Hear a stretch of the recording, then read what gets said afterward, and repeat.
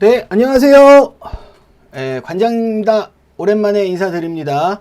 네, 25년 2월 14일 발렌타인데이입니다. 발렌타인데이고 저녁 11시 4분입니다.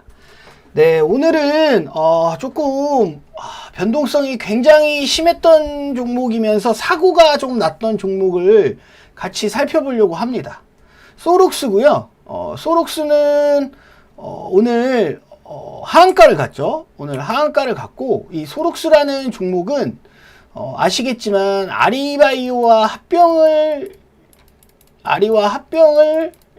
하고 있는 과정에 있는 종목인데, 지금 일을 하고 있지만 이게 좀 잘 마음대로 매끄럽게 일이 처리되고 있지는 않아요. 그래서 오늘 왜 이런 하한가가 나왔고, 무슨 물량이고 앞으로 어떤 흐름이 이어질 수 있을지 같이 살펴보고, 이 안에서 지금 물량들이 어떻게 돌아가고 있는지를 예상해보는 시간을 갖도록 하겠습니다. 일단 소록스가 오늘 아까 오전에 갑자기 물량이 확 쏟아지면서 하한가를 갔습니다. 하한가를 갔고, 하한가의 물량이 제가 봤을 때 그 실시간 호가창으로 봤었던 건 한 785만 주? 이 정도 하한가 물량이 걸려 있었어요. 하한가 물량이 걸려 있었는데 한 번에 싹 걷어가기는 했습니다. 걷어가기는 했고, 오늘 거래량이 일단 185만 주 터졌습니다. 185만 주 터졌고, 왜 이런 일이 발생했나? 그러니까 제가 오전에 이걸 보고 있으면서 그 물량 걸린 거 보고 이거는 그냥 대주주 반대 매매일 수밖에 없다고 생각을 했고, 멤버십 회원님들한테는 말씀을 드렸어요. 혹시 소록스를 가지고 계신 분들이 계시면 이거는 반대 매매가 터진 것 같습니다 라고 말씀을 드렸었던 부분이고요. 결국 오늘 장이 끝나고 대주주 반대 매매로 확인이 됐습니다. 자, 그래서 일단 오늘 뭐 차트를 보는 건 지금 큰 의미가 없고요. 하한가에서 185만 주 거래가 돌았고, 어떤 일이 벌어진 거냐, 이렇게 한번 알아보도록 하겠습니다. 자, 오늘 공시가 좀 중요한 공시가 3개가 떴어요. 뭐가 떴냐면, 개인, 여기 보시면 투자주의 소수계좌 거래 집중 종목 해서 매도가 일방적으로 한 계좌에서 튀어나왔다 라는 공시가 나왔고, 그 다음에 나온 공시가 당연히 이렇게 되니까 조회 공시 요구가 나오겠죠. 조회 공시 요구가 나왔고, 이건 아마 월요일까지 답변이 나갈 거고, 월요일까지 답변이 나가는데 요거는 아마 대주주 담보에 대한 반대 매매, 일부 반대 매매, 이런 식으로 공시가 찍혀서 나갈 확률이 굉장히 높습니다. 담보권 실행에 의한 대주주 반대 매매입니다. 자, 그래서 대주주 반대 매매가 어떻게 나왔는데, 보게 되면 정재준 대표 이사님이시죠. 대주주면서 이분이 600만 주, 이 600만 주를 가지고 주담대를 가지고 있었던 거예요. 주담대를 가지고 있었는데, 이 주담대를 가지고 받아준 그 회사에서 조건이 있었죠. 뭐였지? 두 가지 조건이 있었습니다. 뭐 담보 비율 180%인가 하고 6,000원. 주가 6,000원 밑으로 빠지면 담보권 실행이 되는 조건이 있었습니다. 담보권 실행이라는 거는 이 주담대에 대한 거를 알아야 되는데, 이게 보통 이 대주주가 지금 1770만 주 정도 갖고 있잖아요. 그 중에 600만 주에 대한 보통 질권 설정을 합니다. 그러니까 내가 그 주담대를 빌리는 쪽에다가 돈을 빌리고 내 주식 담보 600만 주에 대한 질권 설정을 하는 거예요. 그래서 그분 만약에 이런 반대 매매한 담보권 실행에 대한 조건들이 충족이 됐을 때는 강제적으로 그냥 물량을 쏟습니다. 그건 자동 시스템이라 그냥 과감하게 그냥 바로 다 쏟아버려요. 그래서 오늘 이 600만 주에 대한 물량들이 호가창에 쫙 볼 수가 있었던 부분이라고 보시면 돼요. 근데 그 중에서 이 600만 주가 하한가에 쫙 걸리고, 그거는 대주주 물량이었지만 다 체결이 되지 않고 일단 185만 주가 거기서 거래가 돌았고 그 중에 100만 주 정도죠. 예, 요거 98만 9천 주 정도 되네요. 요거는 오늘 반대 매매에 맞은 부분입니다. 오늘 반대 매매를 맞은 부분이에요. 대주주 정재준 대표이사. 그리고 그 전날 7만 주를 팔았어요. 이거는 조금 의미가 좀, 저도 이건 왜 그랬을까? 이렇게 생각이 듭니다. 6,850원에 아니 담보매매 라인 근처에서 7만 주를 장내 매도를 했다고? 이게 조금 의아한 부분이긴 합니다. 근데 여기 보면 주 1 해갖고 담보권 실행을 일부 했나 봐요. 네. 다른 그게 있었나 보죠? 담보권 실행에 대한 다른 그런 조항들이 있어서 이미 여기서 7만 주를 강제적으로 때린 걸 수도 있습니다. 대주주가 굳이 팔 이유는 없으니까요. 어떤 조건들이 있었을 거고, 그리고 오늘 물량을 쏟았다. 이렇게 보시면 돼요. 근데 600만 주 중에 일단 100만 주 정도가 털린 거고요. 쉽게 말하면 속된 말로 100만 주 정도가 털린 거고, 대주주가. 그리고 나머지는 해소를 했다고 보여집니다. 왜냐면은 담보권 실행 및 담보 주식 처분에 따른 주식수 변동, 털린 물량, 담보권 실행했다, 반대매매 때렸다라는 의미고, 기존 주담대 대출 계약이 종료됐대요. 그거는 아마 정재준 대표이사가 돈을 어디서 만들어 왔을 확률이 높죠. 돈을 다른 데서 만들어 갖고 걔네들한테 그만큼 대환을 한다든지, 아니면 뭐 돈을 갚고 반대매매에서 물량을 걷었을 확률이 굉장히 높습니다. 네, 굉장히 높고, 일단 6,000원 밑에 자리에서 딱 떨어지는 순간에 제가 이거를 실시간으로 보고 있었는데, 와, 그냥 한 3틱 3분 만에 그냥 하한가로 바바바박 쏟아지더라고요. 그거는 반대매매일 수밖에 없었고, 어쨌든 지금 600만 주에 대한 부분은 대출 계약이 종료됐다고 말씀을 여기 공시에 나온 걸로는 보면, 다음 주 월요일날 뭐 봐야 되겠지만, 개인적으로 대표이사 대주주의 담보권 실행은 더 이상은 나오지 않지 않을까. 새로운 돈을 어떻게 구해왔고, 어떤 담보를 다시 줬고, 뭐 이런 것들은 모르겠지만, 일단 현재 시점에서 대주주의 더 이상 반대 매매는 막은 상황이지 않을까 생각이 듭니다. 다만 그러면은 그게 끝난 거냐, 다음 주 월요일날 그럼 그게 다 끝난 거냐에 대한 부분을 또 생각을 해봐야 되죠.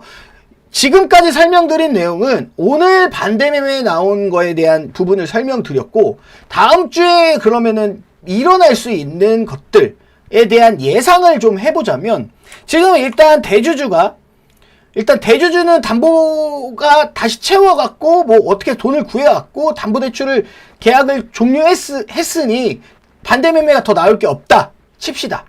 그러면은 다음 주 월요일 날도 만약에 물량이 이만큼 확 쏟아질 수 있는 부분에서는 어떤 부분이 있나 보게 되면, 일단 기본적으로 소룩스의 물량을 크게 들고 있는 사람들 중에 보게 되면 12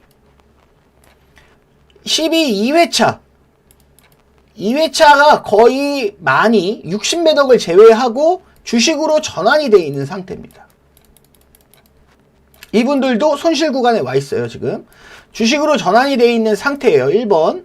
자, 그러면은 이 12 채권자들은 주식으로 들고 있는 상황이에요. 네, 그죠? 그러면은 이 사람들이, 이 12권자 2회차 주식을 들고 있는 사람들이 물량을 던질 거냐라는 부분, 물량을 손절을 할 수 있는 부분이 있을 거냐라는 부분이 첫 번째가 있을 수 있고, 두 번째는 이 사람들도 이 안에서 주담대를 받았을 수도 있어요. 그러니까 개인적으로 지금 정재준 대표이사님이 받아서 주담대가 반대매매가 나왔잖아요. 그런 것처럼 이 채권자들이 주식을 갖고 있지만, 이 주식을 가지고 주담대를 받았다면, 만약에 주담대를 받았다면 이분들도 아마 반대매매 라인이 있을 수 있겠죠. 있는 부분이 있을 수 있겠죠. 그 부분이 있을 건가? 네. 그 부분도 체크를 해봐야 될 것 같고요. 만약에 물량이 쏟아진다면 요 확률이 높아요. 12 가진 분들이 주식 전환해 놓은 걸 주담대를 땡겼을지 아니면 그냥 주식으로만 온전히 현찰 주식으로만 들고 있을지는 모르는 부분이기 때문에 거기에서 오늘 물량을 한번 딱 때리면서 4,800원으로 주가가 쭉 빠졌기 때문에 이런 부분이 있다면 아마 한 번 더 쏟아질 수도 있습니다.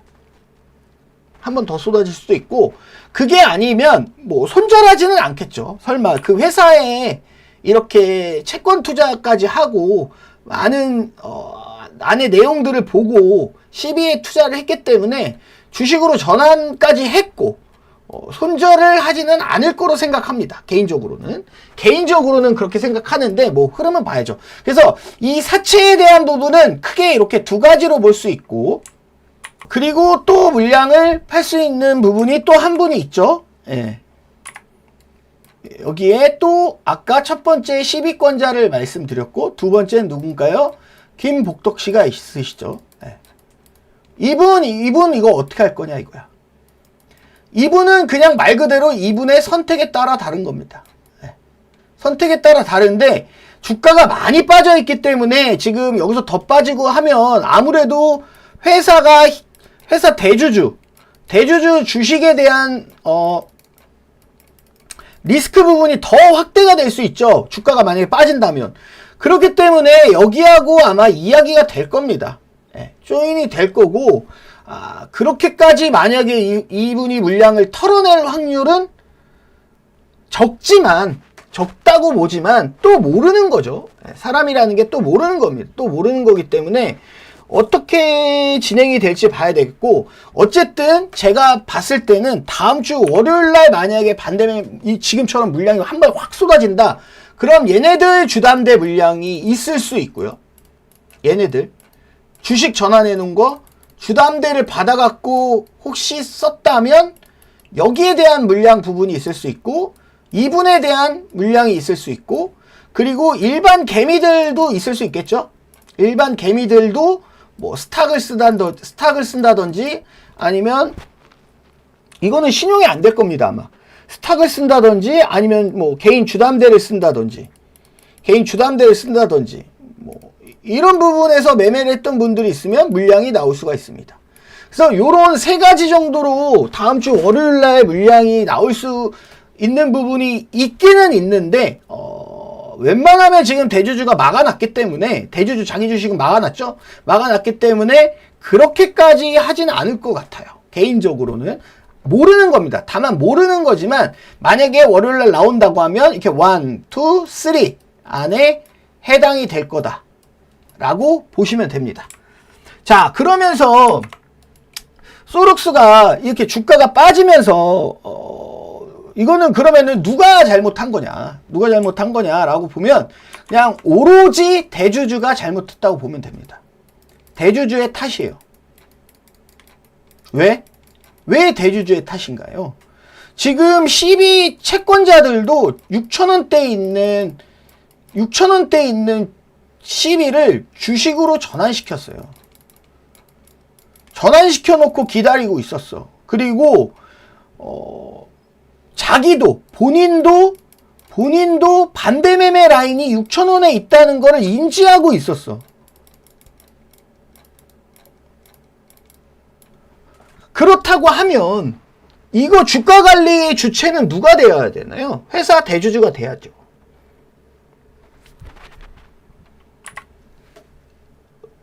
이거를 그냥 이렇게 때려 맞는 게 개인적으로는 아무리 합병이 지금 일이 잘 꼬이고 있고 합병에 대한 스텝이 꼬이고 있고 일이 잘 안 풀리고 있다고 하더라도 다른 뉴스들이라든지 아니면은 뭐 호재에 대한 어느 이런 부분들이 있다면 바로바로 내서 주가를 어느 정도 관리를 해줬어야 되는 게 이분의 역할이었어요. 근데 이렇게까지 일을 자기가 가진 물량을 100만 주까지 털릴 정도로 일을 이렇게 하는 거는 저도 개인적으로는 이해가 가지 않습니다. 이해가 가지 않고요. 어쨌든 모두가 손실인 구간입니다.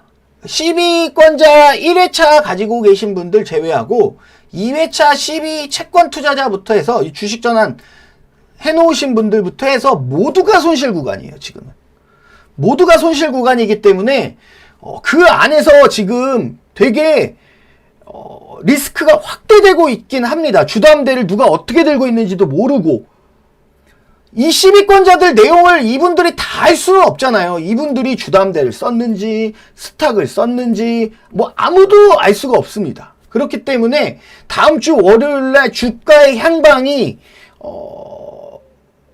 어느 정도 방향을 결정할 것 같고요. 개인적으로는 주가를 월요일날은 잡아줘야 된다고 생각합니다. 누가? 대주주가.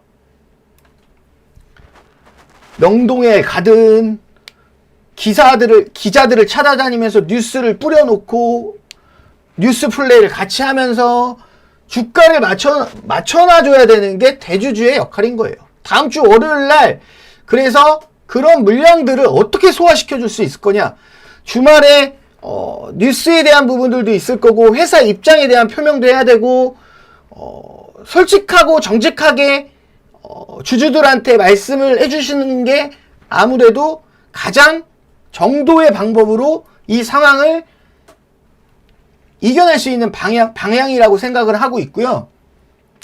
채권자들도 아마 화가 많이 나 있겠죠. 당황하겠죠. 화보다 당황하고 있을 겁니다. 모두가 지금 당황한 상태예요. 그래서 요 소룩스에 대한 부분은 요렇게 알고 오늘 일어난 일에 대한 부분을 설명드렸고, 월요일날 물량이 쏟아질 수 있는 부분들, 개인들의 투매 물량이 있을 수 있고, 개인들의 스탁론이라든지 개인들의 주담대 물량이 있을 수 있고, 정리를 하겠습니다. 월요일날 나올 수 있는 물량들 보게 되면 첫 번째 12권자들의 주담대가 있을 수 있고요. 우리가 모릅니다. 이거는 대주주도 모를 거예요. 왜? 이 사람들이 돈을 어떻게 썼는지 모르니까. 두 번째 12의 손절 부분이 있을 수 있고, 세 번째 김복덕 씨의 행방, 김복덕 씨의 물량이 있을 수 있겠고, 네 번째 개인들의 투매가 있을 수 있겠고, 그리고 개인들의 주담대 부분이 있을 수 있습니다. 그래서 이 물량들이 지금 어떻게 되는지 정확하게 회사에서 파악을 할 수가 없어요. 그렇기 때문에 회사에서는 그냥 정확하게 이 사실을 인지하고 정석적으로 주가를 만들어 올려둬야 됩니다. 그거를 못한다 그러면은 오늘 막아놓은 대주주의 또 다른 주식들까지 위험해질 수 있고, 여기에서 진짜 잘못되면 얘네들 주담대 쓴 것까지 다 때려 박을 수도 있어요. 그래서 월요일날, 화요일날쯤, 월요일 종가, 뭐 월요일날 부분, 월요일날 뭐 시장에서 주가 흐름을 살펴봐야 될 것 같습니다. 이렇게 되면 아무래도 개인들이 가장 불안해하고 있을 거고 하기 때문에 빠른 회사에서 대응을 해주는 게 맞다고 생각합니다. 개인적으로는. 그리고 소룩스는 오늘에 대한 내용들, 사건들을 이제 어느 정도 제가 제 관점에서 말씀을 드렸고, 여기에 엮여서 같이 있는 친구가 메이슨 캐피탈이 있어요. 메이슨 캐피탈은 근데 다릅니다. 메이슨 캐피탈은 다른 게, 메이슨 캐피탈은 소룩스랑 상관이 없어요. 결론적으로 말씀드리면. 근데 얘는 뭘 갖고 있어요? 아리바이오에 투자를 한 거예요. 아리바이오에 투자를 한 거고, 아리바이오가 소룩스와 합병을 하는 과정에 있기 때문에 이런 재료들에 대한 부분, 뉴스에 대한 부분들을 메이슨 캐피탈과 공유하고 있었던 겁니다. 그래서 메이슨 캐피탈은 소룩스가 아리바이오랑 합병하면 아리바이오에 투자했기 때문에 뭐 그냥 이렇게 같이 가는 거 아니야? 그런 식의 이런 재료 공유와 그런 거고요. 메이슨 캐피탈은 소룩스 지분을 들고 있는 게 아니에요. 메이슨 캐피탈은 소룩스 지분을 들고 있는 게 아니라 아리바이오를 지분을 들고 있습니다. 그렇기 때문에 요 메이슨 캐피탈은 아리바이오에 대한 부분이고, 소룩스는 개인 소룩스에 대한 부분이 지금 터진 겁니다. 단기적으로 사건만 보면. 다만 메이슨 캐피탈도 아마 소룩스와 아리의 합병에 대한 이슈를 보고 여기 주가 상승을 세팅하고 있었을 거라고 보여집니다. 재료가 좋은 게 있으니까 세팅했을 거라고 보여지는데, 뭐 이게 지지부진해지니까 막 뉴스도 나왔죠. 얘네들 엑시트 어떻게 하냐 뭐 이런 뉴스도 나오긴 했는데, 결론적으로 말씀드리면 오늘 사건은 소룩스 단일 사건이었기 때문에 메이슨 캐피탈 보시게 되면 주가 좀 빠졌지만 얘는 뭐 하한가 가거나 그러지도 않고 물량이 그렇게 많이 나오지도 않고, 오늘 거래량 거래대금 2억 5천 나왔어요. 거래대금 2억 5천만 원 나왔기 때문에 그렇게까지 반응을 할 필요는 없습니다. 그리고 보시게 되면 요걸 또 하나 정리를 하면 보여드릴게요. 소룩스 아리바이오가 있습니다. 이게 합병이 순조롭게 진행이 됐다면 어느 회사에 투자를 해야 배팅을 해야 되는 게 맞는 겁니까? 이 회사에 배팅하는 게 맞죠. 왜? 껍데기에다 배팅하는 게 맞잖아. 껍데기에다가 배팅을 하고 이게 결국 본체가 되는 거니까, 이게 일로 붙어서 이걸 투자하는 게 맞아요. 이렇게 순조롭게 진행이 됐다면. 근데 순조롭게 진행이 안 된다면,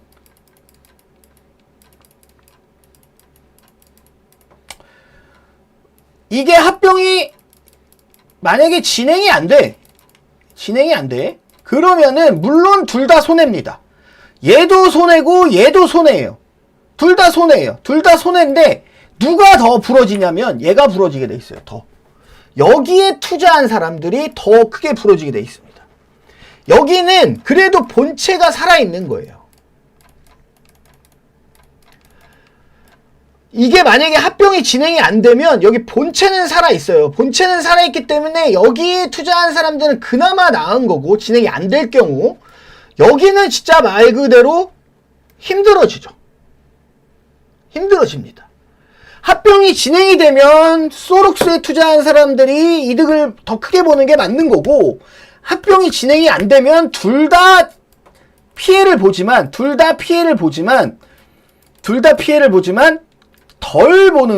피해를 덜 보는 거는 아리바이오 본체 쪽이 피해를 덜 보게 돼 있습니다. 여기는 더 큰 피해를 보게 돼 있어요. 껍데기니까. 무슨 말씀인지 아세요? 그냥 얘 대주주일 뿐이잖아. 아리 대주주는 소룩스일 뿐이잖아. 네. 소룩스에 투자한 사람들은 아리바이오에 대한 이슈가 일로 붙어서 소룩스가 아리바이오로 되기 때문에 소룩스에 투자를 한 건데, 그게 만약에 안 된다고 하면 말 그대로 작전주가 되는 겁니다. 어떤 식으로? 소룩스가 아리바이오를 갖고 있기 때문에 아리바이오가 만약에 뭐 임상을 하거나 뭐에 대한 이슈가 나오잖아요. 뉴스가 나오면 그냥 이 뉴스, 우리 아리바이오 대주주야. 그렇기 때문에 주가 올라갈 수 있어. 그냥 이렇게 가는 거예요. 그냥 이렇게 가는 겁니다. 그렇게 엑시트를 시킬 수밖에 없어요. FI들을. 그러면은 문제가 되는 거는 여기에 FI들은 어떻게 할 건데? 아리의 FI들은 어떻게 할 거냐고. 돈 있어요? 풋옵션 때려줄 돈 있어요? 거기에서 또 문제가 생기는 겁니다. 얘네들이 CB 새로 찍어갖고 여기 FI들이 이거 교체할 수도 있죠. 아리 지분 대신 요거 사고 요 지분을 아리 FI들 지분을 소룩스가 다시 매입하는 경우도 있습니다. 이런 거는 하이트론에서 만들어졌던 거죠. 근데 결국 거래소에서 하이트론은 니네 그러면 그거 우회상장이야 해갖고 GCPR이랑 빠다리 냈죠. 네. 아리바이오, 그러니까 이런 식으로 생각할 수 있어요. 아리바이오 FI가 갖고 있는 이 지분을 소룩스가 이거를 사주는 거야. 그리고 이 FI들은 소룩스 CB를 사요. 그러면은 아리바이오 지분을 소룩스로 옮겨서 나중에 소룩스로 엑시트를 할 수가 있으니까. 합병이 안 된다고 하면 그런 정도의 방법밖에 생각이 안 납니다. 아니면 풋 때려줘야 돼요. 근데 두 번째 말씀드리는 방법은 하이트론에서 GPCR이 만들려고 했던 구조였고, 그게 지금 거래소에서 안 돼! 라고 이미 하이트론에서 한번 판결이 났기 때문에 그걸 과연 할 수 있을까? 그러면은 결국은 돈으로 빼주든지 이렇게 해야 되는 부분이 있을 거고요. 그래서 지금 여기 대주주는 일을 잘해야 됩니다. 소룩스 대주주는 정말 일을 잘해야 돼요. 그래서 회사에서 합병을 조금 더 일을 잘 만들어서 뚫고 올라갈 수 있도록 정말 기도하고요. 좀 안타까운 마음으로 지켜보고 있습니다. 네. 그래서 메이슨 캐피탈을 또 한 번 더 말씀드리면, 얘는 그렇게 만약에 소룩스가 무너진다 하더라도 얘 재료 다른 걸로 올리면 되죠. 네. 재료 다른 걸로 가면 되지. 메이슨 캐피탈에 대한 부분은 그렇게 볼 수 있고, 소룩스는 다른 재료가 없어요. 그냥 오로지 R이야. 그냥 오로지 R이라고.